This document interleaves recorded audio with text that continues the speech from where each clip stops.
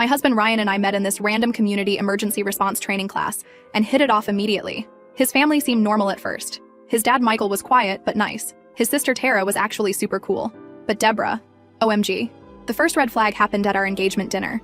When Ryan went to the bathroom, Deborah leaned across the table, still smiling, and whispered that she'd waited too long for Ryan to find someone worthy, and that she wouldn't let just anyone into their family. I laughed it off thinking she was joking, but her eyes were dead serious. After we got married, things got weird. Fast. She would show up at our apartment unannounced at 7 a.m. on weekends to drop off food, but really to check if we were both there. She'd call Ryan constantly with fake emergencies. Once she called him sobbing that she thought she was having a heart attack. And when we rushed over, she was just sitting there watching TV and said, "Oh, the pain passed, stay for dinner." I tried talking to Ryan about it, but he'd been dealing with her manipulation his whole life and thought it was normal. He kept saying, "That's just mom being protective." And I'm like, no, this is insane behavior. Things went nuclear when I got pregnant. We were excited but wanted to wait to tell people. Somehow Deborah knew before we told anyone. She showed up with a baby outfit and was like, "For my grandbaby." I was only 6 weeks along and literally hadn't told anyone. When I asked how she knew, she just smiled and said, "A mother always knows these things." 2 days later, I was checking our shared calendar on Ryan's iPad and saw weird appointment notifications. There were reminders for D-check-in every few days. I clicked one and nearly passed out. They were scheduled calls with his mom where he was supposed to update her on everything about me and the pregnancy. She had been making him spy on me and report back. When I confronted Ryan, he broke down crying, saying his mom had always been like this, controlling everything. He admitted she had access to all his accounts, read all our messages, and had even installed some family tracking app on his phone that he couldn't figure out how to remove. He said she threatened to cut him off from the family if he didn't keep her updated on everything. I was livid but also terrified because who does this? We agreed to change all passwords and create boundaries. Ryan promised he'd stand up to her. He called her that night and told her she needed to respect our privacy. She seemed to take it well, which should have been another red flag TBH. A week later, I started getting weird texts from numbers I didn't know, asking if I was still selling my wedding ring or if I was still looking for divorce lawyers. Then friends started calling asking if Ryan and I were okay because they heard we were splitting up. Turned out Deborah had created fake profiles pretending to be me on social media and in local groups, saying my marriage was over and I was leaving Ryan. The absolute worst came when my boss called me into his office looking super uncomfortable. He showed me an email he'd received from my mother. My mom died when I was 16 BTW, saying I had serious mental health issues and was making up my pregnancy for attention. The email had private details about me that only someone close would know. I literally collapsed in his office. When we confronted Deborah with evidence of everything, she didn't even deny it. She looked me dead in the eyes and said, "Ryan deserves a real woman from a good family, not some orphan playing house." I was shocked, but Ryan went ballistic. He started yelling at her for the first time in his life, telling her she was sick and needed help. That's when she smiled and said, "I've already called Tara and Michael. They're waiting at our house.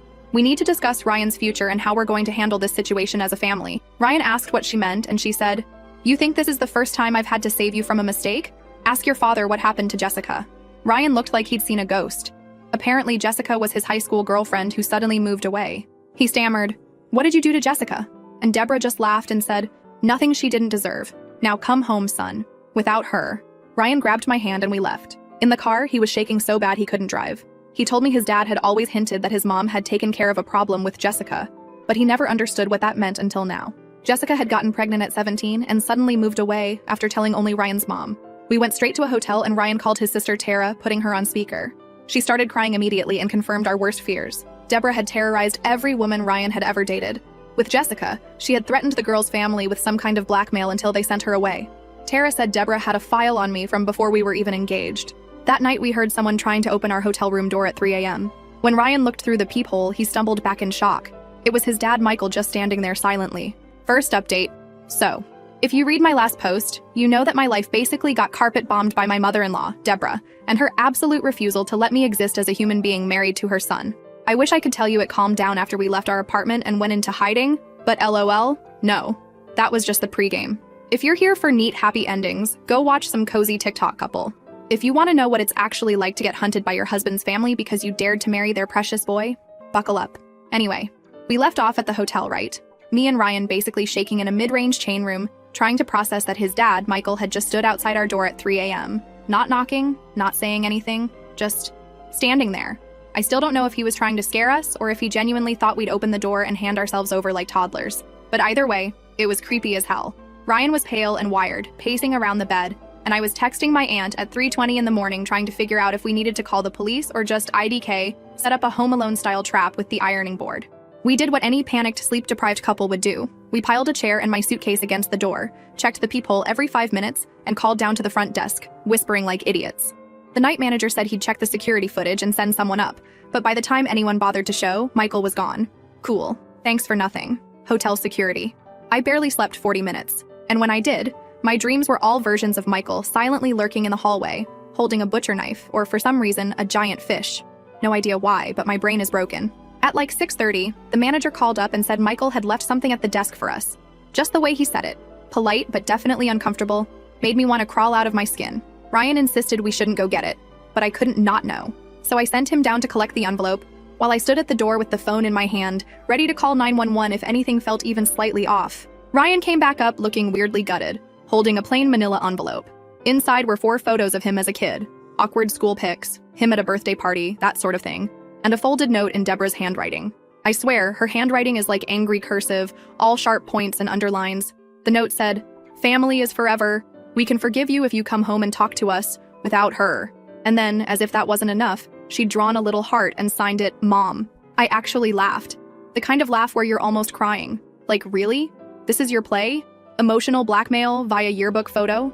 Ryan just sat on the edge of the bed for a while, turning the photos over and over, not saying anything. Sometimes he gets like this, lost in his own head, stuck between wanting to please his parents and wanting to burn everything down. I get it, but it also makes me want to throw stuff. That's when the calls started. At first, I thought it was just spam, but then the hotel phone rang, which is not normal. I picked up, ready to tell someone they had the wrong number, but it was Deborah's voice, all fake sweet and high-pitched. She said she was downstairs in the lobby and needed to speak with her son privately, and that I needed to come down and face the consequences of my actions. I just said no, not happening, and hung up. But she kept calling, both our cells, the hotel line, even the stupid WhatsApp number Ryan never uses. Each time, her messages got nastier. She said if I didn't come down, she'd start telling people the truth about me, that I was unstable, manipulative, and not fit to be a mother. She threatened to go to my aunt, my friends, even my old neighbors, all because I married her son and wouldn't let her run my life. At this point, Ryan finally snapped out of his fog long enough to text Tara, his sister, and just said, "We need help. Mom is here." Tara, who is probably the only person in that family with a functioning brain, texted back that she was coming over ASAP, and she brought her boyfriend, Devin, who is like 6 feet of pure, try me. I've literally never been so happy to see 2 people in my life. Tara brought coffee and 2 bags of snacks and just started cursing out her mom in the hallway. Devin stood at the door with his arms crossed like a bouncer, daring anyone to try something. We spent maybe an hour barricaded in that hotel room, all 4 of us, passing around paper cups of burnt coffee and trying to figure out what to do. Ryan was still in shock. Tara kept pacing and ranting about how Mom has lost it this time, and I kept refreshing my phone, half expecting some viral post about me to pop up. Devin, for his part, just kept muttering that if Michael showed up again, he'd handle it. It was the weirdest double date of my life. Around 10, it all exploded. There was this banging on the door, like not a polite knock, but full-on, open up right now pounding. I jumped about a foot in the air. Devin got there first and just stared through the peephole, then motioned for Ryan. It was Deborah and Michael, both of them looking absolutely deranged in the hallway. Deborah started screaming, "Open this door! This is a family emergency!" Michael just stood there, arms folded, not saying anything. Devin told them to leave, and Deborah started shoving the door, like she thought she could break it down with sheer willpower. I don't know what I expected, but I definitely didn't expect what happened next. Deborah actually managed to force the door open a few inches. The hotel lock held, thank God, and she reached in and grabbed my arm. Not gently, not, "I want to talk." It was a full-on claw. She yanked and I yanked back, and for a second it was just a tug of war with my own mother-in-law in the middle of hallway. I screamed, "Get off me, Deborah!" Tara was right behind me trying to pull her mom's hand off, and Devin was yelling at Michael to back off. A couple of hotel employees finally ran up, followed by some guy in a suit who I guess was the manager. Deborah let go of me, but not before hissing, "You're ruining everything, you stupid girl." Like, okay, Cruella. The hotel staff threatened to call the police if they didn't leave, and Deborah started ranting about how I was kidnapping her son and endangering the baby. Michael looked uncomfortable for the first time, but didn't say anything. Tara started filming with her phone, and I honestly hope that video never sees daylight because I look like a raccoon who hasn't slept in a week. The police came, obviously, because nothing says good morning, like 5 squad cars outside your hotel.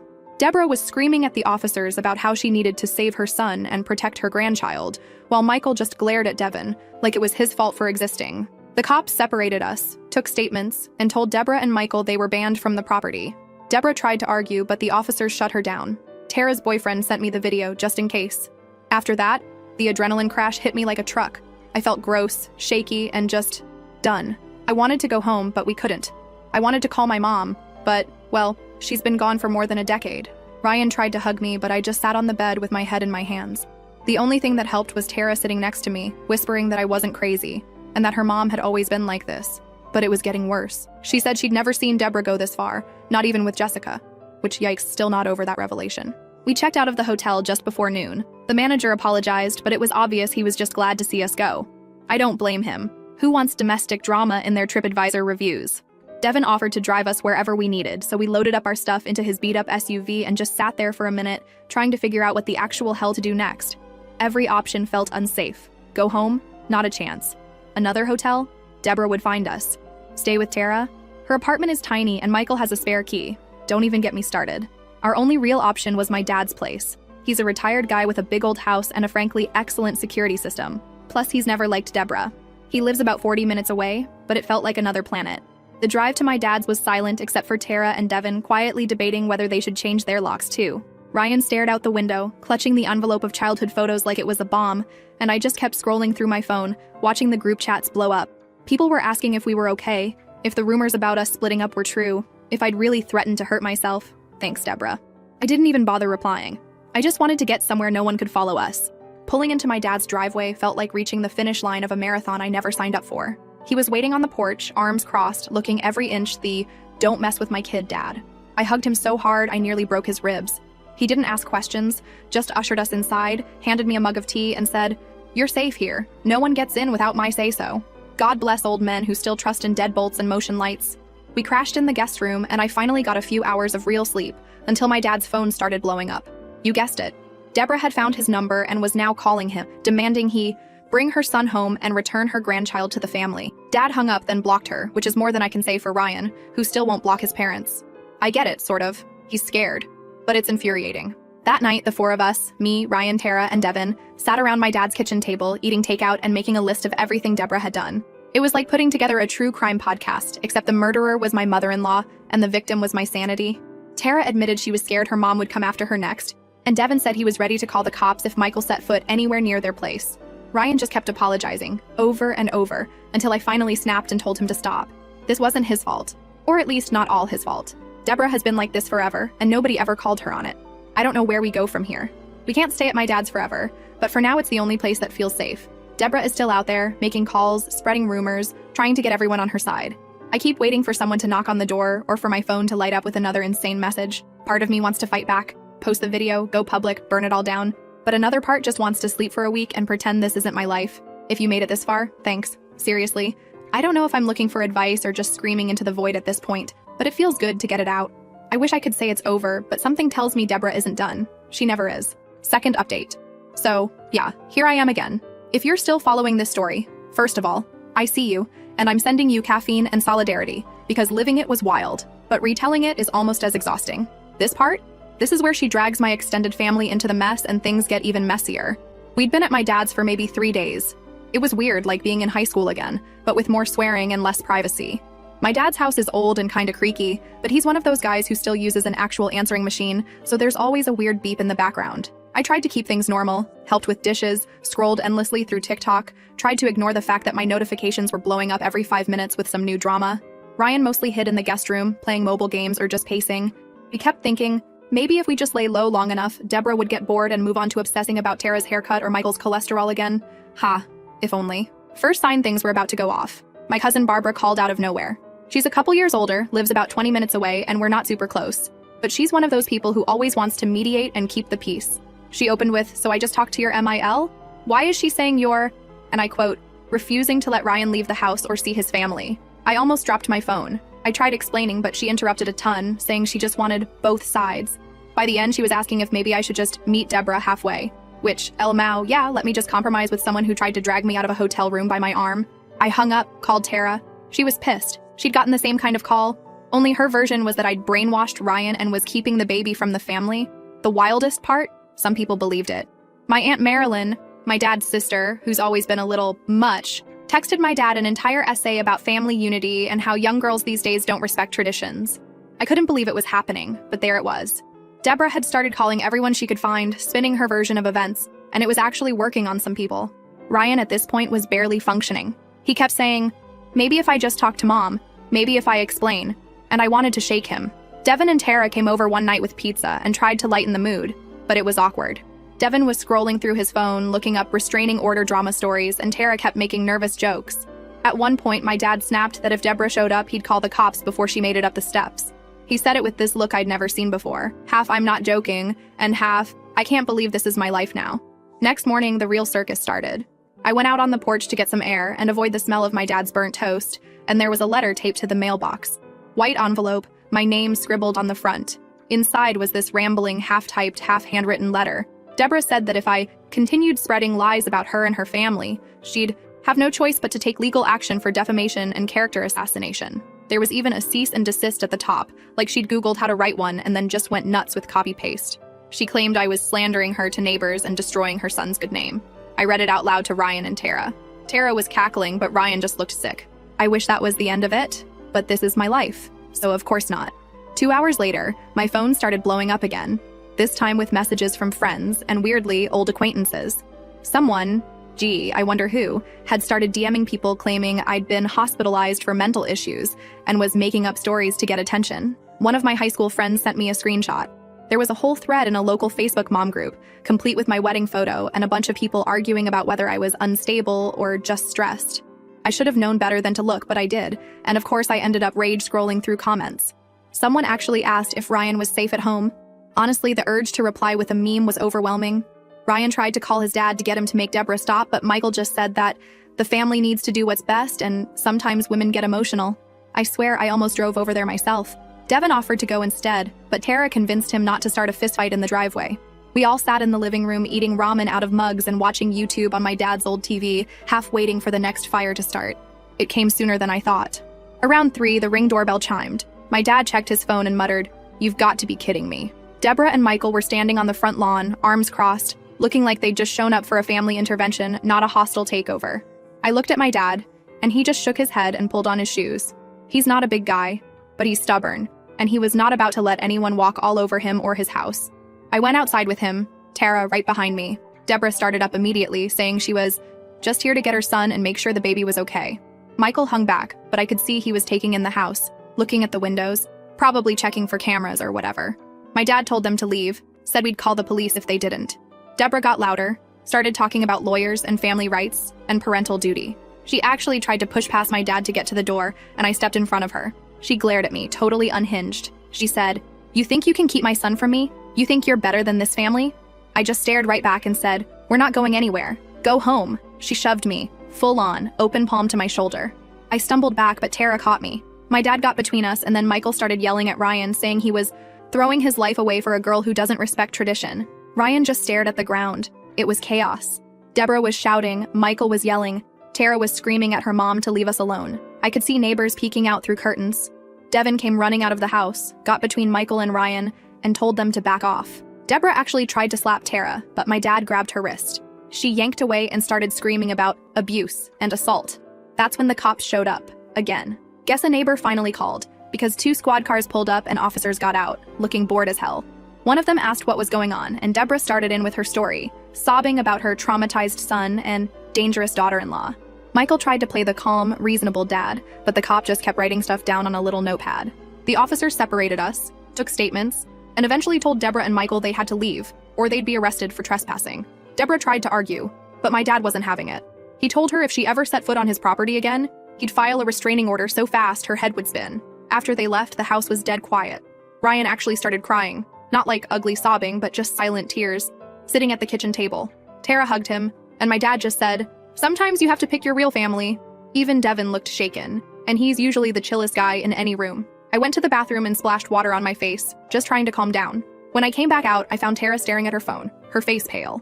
She handed it to me. Deborah had texted her, threatening to cut her out of the will and never forgive her for taking her brother's side.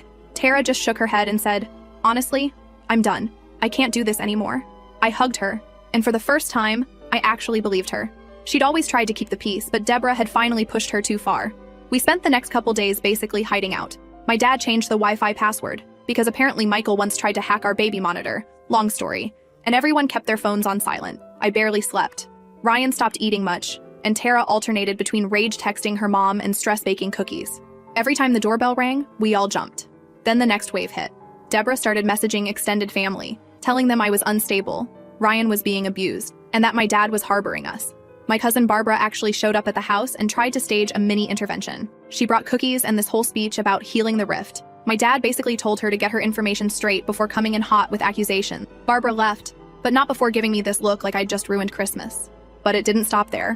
One evening, I got an email, supposedly from a lawyer, warning me to cease all slanderous communication about their last name family or face legal consequences. The email was full of typos and didn't even have a real signature, so I figured Deborah either wrote it herself or got some random to send it. I showed it to my dad, who laughed and said, "Let's see her try."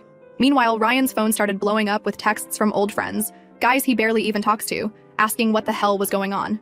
Apparently, Deborah was now telling people in their town that Ryan was missing, and I was holding him against his will. Devin offered to go stay at the Eye. At this point, I was just tired. Not defeated, not giving up, not even close, but tired in that way where you're constantly waiting for the next shoe to drop. I started looking up legal stuff, trying to figure out if we could actually get a restraining order. My dad called a friend who knew a lawyer and got some basic advice, but everything takes forever and costs a fortune. Ryan and I argued about whether to just move out of state. He wanted to, but I didn't want to be forced to run by Deborah. Then, a new low. Deborah showed up at my dad's again, this time after dark. She brought Michael, of course. This time, my dad didn't even answer the door. He just called the cops as soon as he saw them on the camera.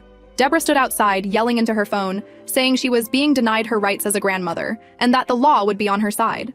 The police came, told her if she came back again, she'd be arrested. Michael just glared at the house, then got in the car and left. After that, my dad installed more cameras, put up a new lock, even got one of those doorbell alarms that blare if you touch the handle. I started keeping my phone charged and near me at all times, just in case. Ryan finally agreed to block his mom's number, and Tara did the same. It felt weird, like drawing a line in the sand, but also knowing the tide would just keep coming in. The fallout wasn't just family drama. Deborah called my old landlord, tried to get me blacklisted from renting in the area. She sent messages to my friends claiming I was unstable and needed help.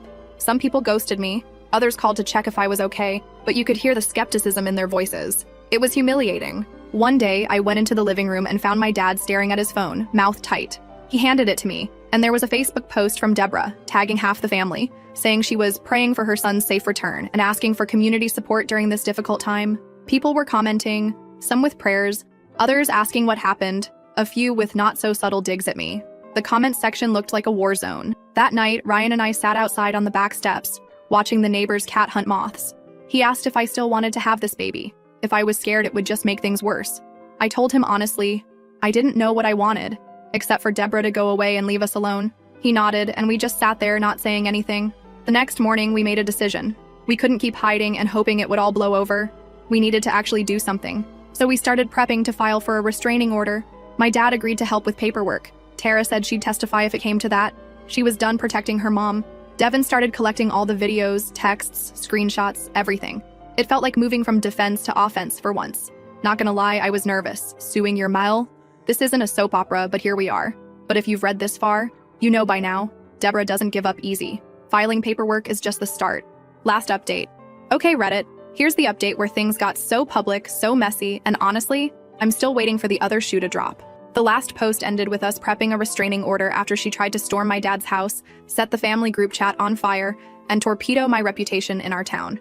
If you think the saga peaked there, LOL. Strap in. The week we started the paperwork, it felt like we were living in a bunker. Dad was obsessively checking the security cams, Tara was sleeping on our couch, and no one could agree on what to eat. Ryan kept leaving half-drunk cups of coffee everywhere, which drove my dad nuts, but no one had the energy to care about chores. I kept expecting Deborah to show up at any moment, but it actually went weirdly quiet for a bit, almost like she was waiting for us to make a move. That freaked me out even more.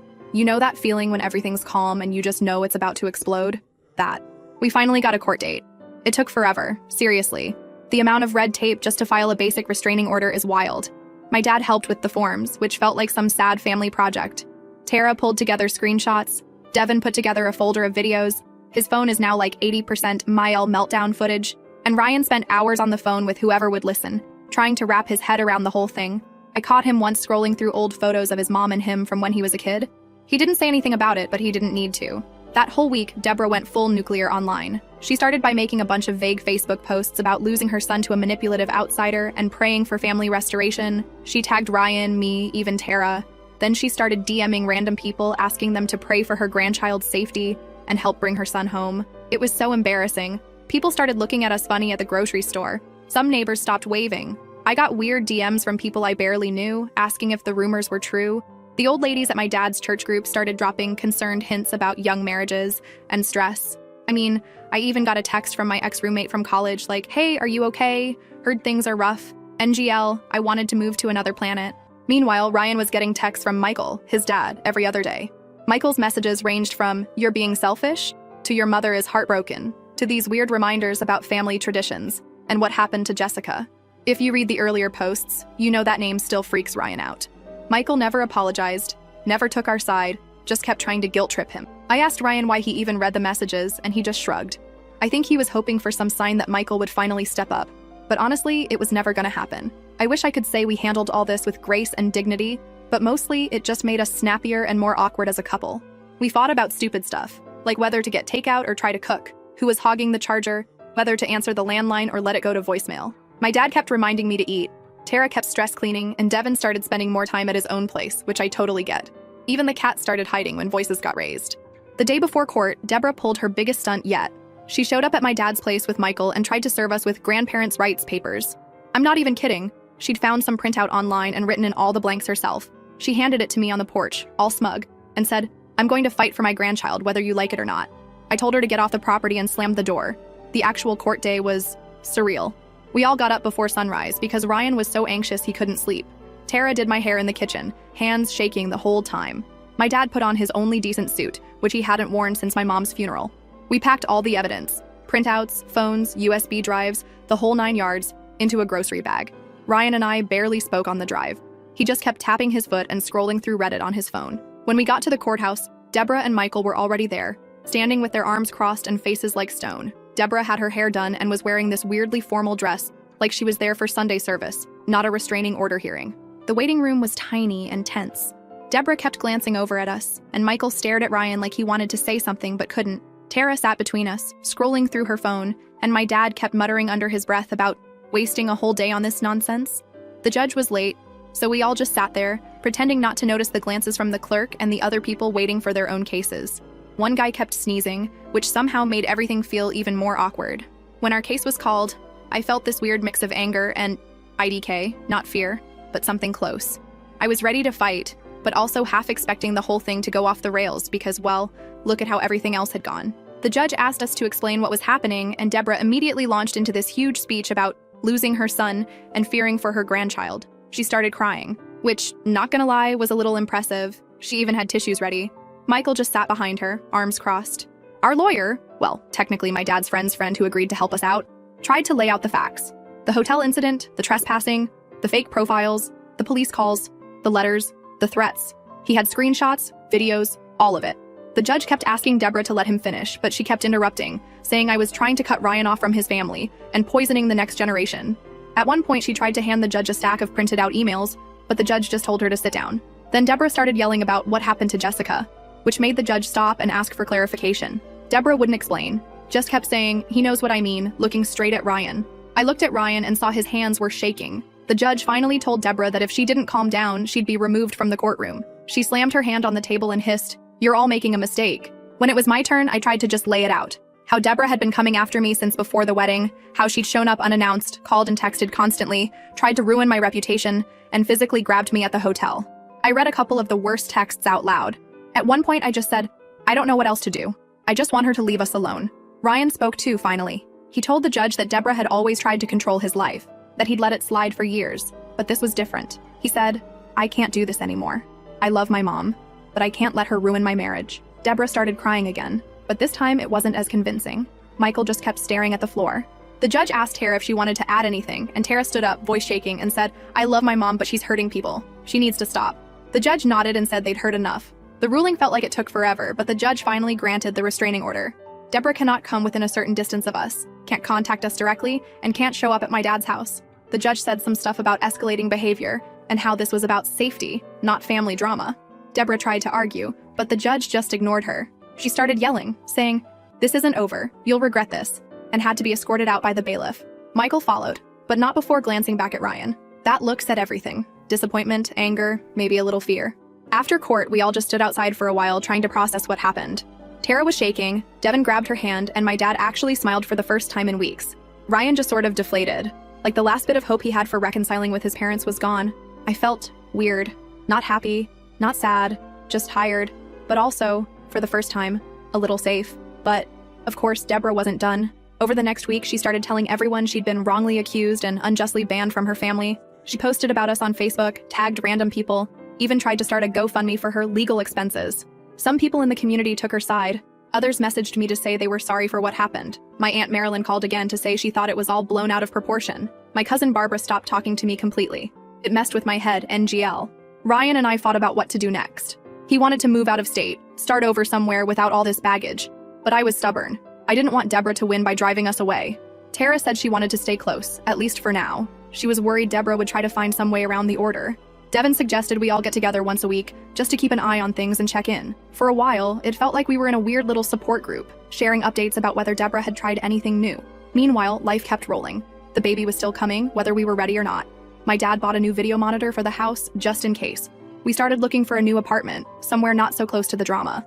Ryan blocked his mom on everything, and Tara did the same. Devin helped Tara change her locks. I kept my phone on silent just in case, but every time it buzzed, my heart jumped. So yeah, that's where we're at. If you're still here, thanks for listening. And if you ever see someone's mother-in-law lurking in a hotel lobby at 3 a.m., run.